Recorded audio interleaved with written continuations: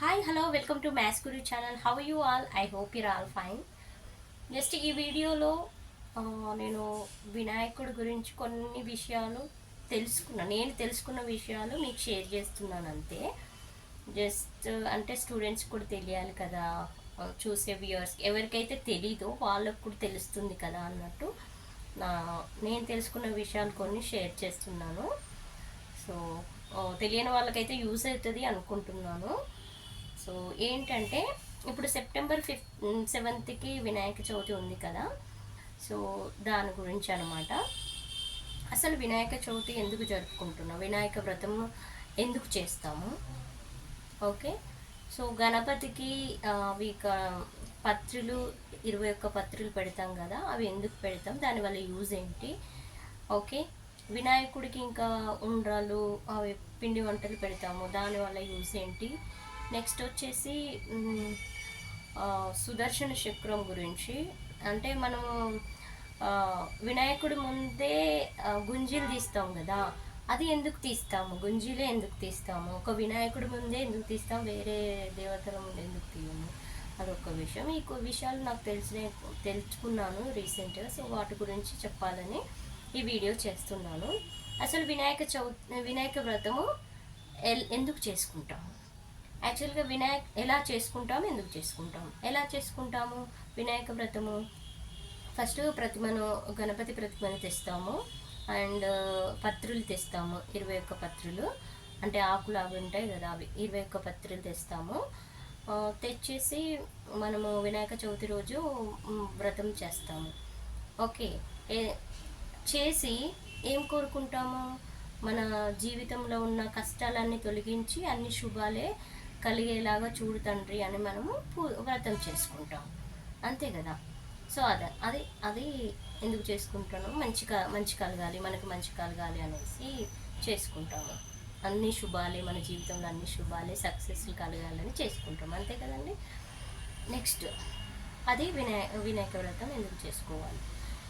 ఇప్పుడు second question వచ్చేసి, మనము వినాయక చవితికి దేవుడికి 21 పత్రులను పెడతాం కదా, 21 పత్రుల ఆకులు అలములు అవన్నీ పెడతాం కదా వినాయక ప్రతిమతో పాటు పెట్టి ఏం చేస్తాం? నవరాత్రులు కంప్లీట్ అయ్యాక విగ్రహంతో పాటు 21 పత్రులను కూడా అందులో వేస్తాము, నిమజ్జనం చేస్తాము 21 పత్రులను కూడా. చేయడం వల్ల యూజ్ ఏంటి అసలు? ఈ 21 పత్రులు అదే వాటర్లో వేయడం వల్ల యూజ్ ఏంటి? అసలైతే ఇది వర్షాకాలం కదండి. వర్షాకాలం వల్ల మన చెరువులు, నెక్స్ట్ జలాశయాలన్నీ కలుషితం అయిపోతాయి వర్షాకాలంలో, ఓకేనా. ఇప్పుడు నవరాత్రుల తర్వాత గణపతి ప్రతిమతో పాటు మనం 21 పత్రులను వాటర్లో వేస్తాము. సో అలా వేయడం వల్ల యాక్చువల్గా ఇవి మనం ఏదైతే 21 పత్రులు పెడుతున్నామో గణపతి దగ్గర, సో అవన్నీ ఔషధ గుణాలు ఉన్న ఆకులు అన్నమాట అవి. సో అవి అన్ని ఔషధ గుణాలు కలిగిన ఆకులు కాబట్టి మనం వాటర్లో ఈ గణపతి ప్రతిమతోని వేయగానే వాటర్లో ఉన్న బ్యాక్టీరియా అంతా చనిపోతుంది. ఈ ఆకులు ఔషధ గుణాలు ఉన్నాయి కదా, ఈ ఔషధ గుణాలు ఉన్న ఆకులు ఆ వాటర్లో ఉన్న బ్యాక్టీరియాని అంతా చంపేస్తుంది అనమాట. అప్పుడు కలుషితమైన వాటరు ప్యూర్ వాటర్గా మారిపోతాయి అన్నమాట, మంచి వాటర్గా మారిపోతాయి అన్నమాట.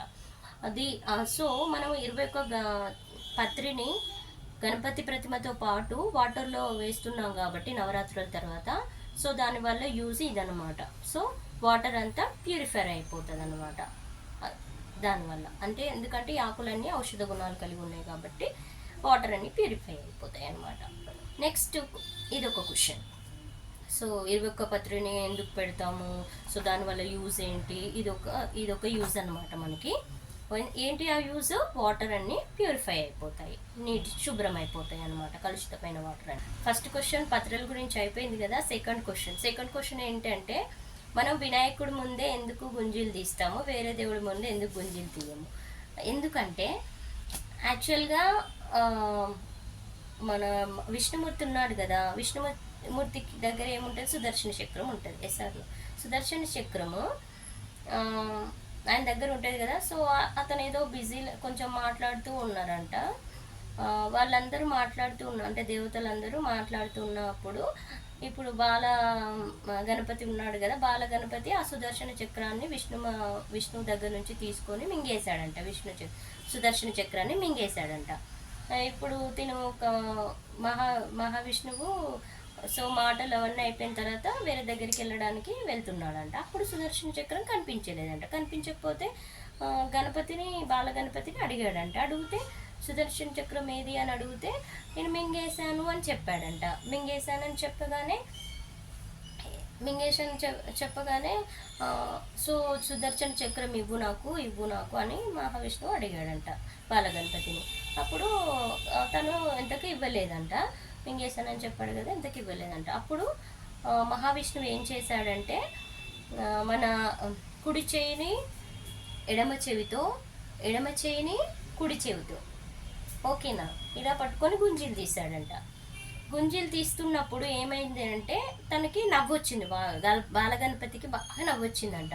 సో పక్కని నవ్వేశాడంట, పెద్దగా నవ్వేశాడంట. నవ్వేస్తే ఏమైంది, నోట్లో ఉన్న సుదర్శన చక్రము కింద పడిపోయిందంట. సో బయటకు వచ్చేసింది కదా. అప్పుడు విష్ణుమూర్తికి సుదర్శన చక్రం వచ్చేసింది కదా, అంటే కావాల్సింది తను తీసుకున్నాడు కదా, అంటే తనతో కోరిక నెరవేరినట్టే కదా. సో మహావిష్ణువు కోరిక నెరవేరింది, అంటే అనుకున్నది వచ్చేసింది కాబట్టి సో మనకి అనుకున్న కోరికలు తీరాలి అంటే మనము గణపతి దగ్గర ఈ గుంజీలు తీయాలన్నమాట. సో తీస్తే మన కోరికలు తీరుతాయని అలా మన పెద్దవాళ్ళు చెప్పారనమాట. సో అలా ఉందంటే ఇంకోటి వచ్చేసి గణపతి దగ్గర ఈ మనం 21 పత్రులు పెడతాం కదా, అందులో మెయిన్ గరిక పెడతాం కదా, దానికి బాగా స్పెషాలిటీ ఉంది. ఏంటి ఆ స్పెషాలిటీ? గరిక అంటే గడ్డిపోచ సన్నగా ఉంటుంది. అది ఎక్కువ విలేజ్లో కనిపిస్తుంది. చూస్తే మీరు విలేజెస్కి వెళ్ళినప్పుడు చూడండి, గరిక సన్నగా ఉంటుంది. నాకు తెలుసు, ఎందుకంటే నేను చదువుకున్న రోజుల్లో నేను అలా క్రాప్ పంటల దగ్గరికి వెళ్ళేదాన్ని. కలుపు మొక్కలు తీస్తారు కదా, కలుపు తీసేటప్పుడు నేను కూడా వెళ్ళేదాన్ని. నేను చదువుకునే రోజుల్లో కలుపు మొక్కలు తీయడానికి వెళ్ళేదాన్ని. అందులో కలుపు మొక్కలు తీస్తున్నప్పుడు అందులో గరక వస్తుంది. అప్పుడు నాకు చిన్నప్పుడే తెలుసు గరక అంటే ఏంటి అనేది. సో అలా ఆ గరక ప్రత్యేకత ఏంటి అంటే, సో మనకి పూర్వము దేవతలని ఈ అసురులు ఉండేవారంట. దేవతలు సపరేట్, అసురులు సపరేట్. అసురులు అంటే రాక్షసులు దేవతలని హింసించేవారంట. బాగా వేడి పుట్టించి మొత్తము వాతావరణాన్ని అంతా వేడి పుట్టించి బాగా ఇబ్బంది పెట్టేవారంట అసురులు. సో అప్పుడు వినాయకుడు ఏం చేశాడు అంటే ఆ అసురుని మింగేశాడంట, చంపేశాడంట. చంపేసి మింగేశాడంట. అప్పుడు ఈ గణపతి బాడీ మొత్తం ఫుల్ హీట్ ఎక్కిపోయిందంట, మొత్తం వేడెక్కిపోయిందంట. పోస్తే వేడెక్కడం వల్ల సో ఎలా బాడీ మొత్తం హీట్ ఎక్కిపోయిందని అన్నారంట. అప్పుడు కొందరు ఋషులు చెప్పారంట, తన తలపైన 21 గరకపోచను ఉంచండి, బాడీ మొత్తం కూల్ అయిపోతుంది అని చెప్పారంట. సో అప్పుడు 21 గరకపోచలని వినాయకుడి తలపైన పెట్టారంట. అప్పుడు బాడీ మొత్తం కూల్ అయిందంట. అందుకే మనం వినాయకుడి పూజలో 21 పత్రులు వాడతాం కదా, పూల కంటే 21 పత్రిలో ఉన్న గరక మేనంట. ఎన్ని పెట్టినా కూడా గరక దేవుడి ముందు పెట్టకపోతే తనకి లోటులాగానే అనిపిస్తుందంట వినాయకుడికి. సో మీరు పూజ చేసేటప్పుడు ఫస్ట్ గరక ఉందా లేదా చెక్ చేసుకోండి కంపల్సరీ. ఎందుకంటే తనకి అన్నిటికన్నా గరక ఎక్కువ అంట. సో తనకి లోటుగానే భావిస్తాడంట గరక లేకపోతే. మీరు ఎన్ని పెట్టినా లోటుగానే అనిపిస్తుందంట తనకి. సో ఇది ఒక క్వశ్చన్ క్లియర్.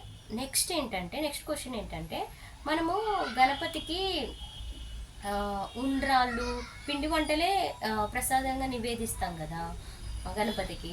ఎందుకు ఉండ్రాళ్ళు పిండి వంటలే ప్రసాదంగా నివేదించాలి దేవుడికి? వేరే పెట్టొచ్చు కదా. ఎందుకంటే ఇది దక్షిణాయనం, వర్షాకాలం. సో కూల్ వెదర్ ఉంటుంది. కూల్ వెదర్ ఉండడం వల్ల అందరికీ ఏమవుతుందంటే డైజెషన్ సిస్టమ్ అనేది చాలా స్లోగా ఉంటుంది. అంటే డైజెషన్ అనేది చాలా నెమ్మది ఇస్తుంది అన్నమాట. సో డైజెషన్ అవ్వదు ఫుడ్ ఎక్కువగా. అంత కూల్ వెదర్ కదా. సో అలా డైజెషన్ ప్రాబ్లమ్స్, అందులో డైజెషన్ అవ్వకపోవడం వల్ల ఫుడ్ డైజెషన్ కాకపోతే ఏమవుతుంది, కొంచెం విషమిస్తుంది, స్టమక్లో విషమిచ్చి మనకి కొంత హెల్త్ ఇష్యూస్ వస్తాయి. సో అలా ఉండకుండా ఉండాలి, ఈజీ డైజెషన్ ఉండాలి అంటే మనము ఫస్ట్ పిండి వంటలు, ఆవిరితో చేసిన పిండి వంటలు తినాలంట. ఆ పిండి వంటలు ఆవిరితో ఉడికించినవి మనం ఏమేమి యూజ్ చేస్తాము, జస్ట్ సాల్ట్, నెయ్యి యూజ్ చేస్తాము. సో ఆవిరి పిండి వంటల్లో, ఆవిరితో ఉడికించే పిండి వంటల్లో మనం ఓన్లీ సాల్ట్, నెయ్యి యూజ్ చేస్తాం కాబట్టి మనం అవి తింటే, ఆ పిండి వంటలు ఆవిరితో ఉడికించిన పిండి వంటలు తింటే ఈజీగా డైజెషన్ అవుతుంది, దానివల్ల మనము ఓన్లీ ఇవి పిండి వంటలే దేవుడికి సమర్పిస్తామన్నట్టు ప్రసాదంగా. ఇది రీజన్ అన్నమాట. సో ఇవి అండి నేను రీసెంట్గా తెలుసుకున్నవి. సో మీకు తెలియని విషయాలు తెలుసుకున్నారని ఈ వీడియో ద్వారా మీరు అనుకుంటే ఒక లైక్ చేయండి, షేర్ చేయండి, కామెంట్ చేయండి. Thank you. Have a nice day. Bye.